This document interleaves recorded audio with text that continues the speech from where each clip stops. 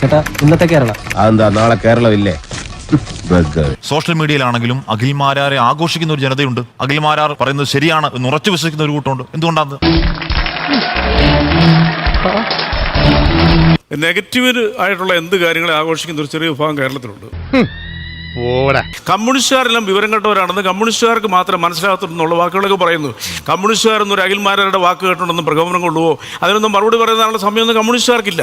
ഓഹോ, ഒരൊറ്റ SC/ST വിഭാഗത്തിൽപ്പെട്ട കുട്ടികൾക്കും സൗജന്യമായി ലാപ്ടോപ്പ് കൊടുത്തിട്ടില്ല. പറയുന്ന സാങ്കേതികം സ്കൂൾ അല്ല പറഞ്ഞോട്ടെ, എനിക്ക് ലാപ്ടോപ്പ് കിട്ടാന്ന് പറഞ്ഞാൽ എന്റെ പഠിത്തം കഴിഞ്ഞ് തിരിച്ചു കൊടുക്കാനുള്ളതല്ല, അതെന്റെ വീട്ടിലിരിക്കണം. മുഖ്യമന്ത്രി വിവരിക്കുന്നത് ദുരന്തം വരുമ്പോഴാണല്ലോ പിരിക്കാൻ വരുന്നത്. മുഖ്യമന്ത്രി ഇറക്കുന്ന പോലെ നാലാംകട വർത്താനം പറയല്ലേ? പറയാൻ പറ്റൂ. ദുരന്തമുഖത്ത് മുഖ്യമന്ത്രി പണം ആവശ്യപ്പെടുന്ന കേരളത്തോടാണ്. അഖിൽമാരാരുടെ വീട്ടിൽ വന്നല്ല. നിനക്ക് എങ്ങനെ സാധിക്കുന്നത്?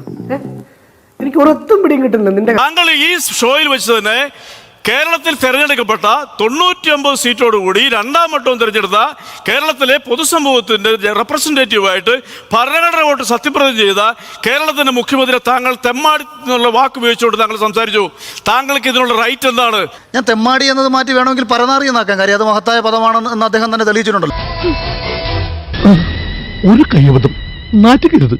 MK പ്രേമേന്ദ്രൻ എന്ന് പറയുന്ന ഒരു ജനപ്രതിനിധി മുൻ മന്ത്രിക്കെതിരെ ഒരു ഇതുമില്ലാത്ത രീതിയിൽ അദ്ദേഹത്തിന് അത് പറയാമെങ്കിൽ, ഒരു ബിഷപ്പിനെ നിഷ്ഠജീവി എന്ന് വിളിക്കാമെങ്കിൽ, അനുഭവം കൊണ്ടും പ്രവൃത്തികൾ കൊണ്ടും നമ്മുടെ മുന്നിലേക്ക് എത്തുന്ന ഡേറ്റാസ് കൊണ്ടും ഞാൻ വിശ്വസിക്കുന്ന ഒരാളെ അത് വിളിക്കാനുള്ള അവകാശം ഈ രാജ്യത്ത് ജീവിക്കുന്ന ഒരു പൗരനിൽ എനിക്കുണ്ട്.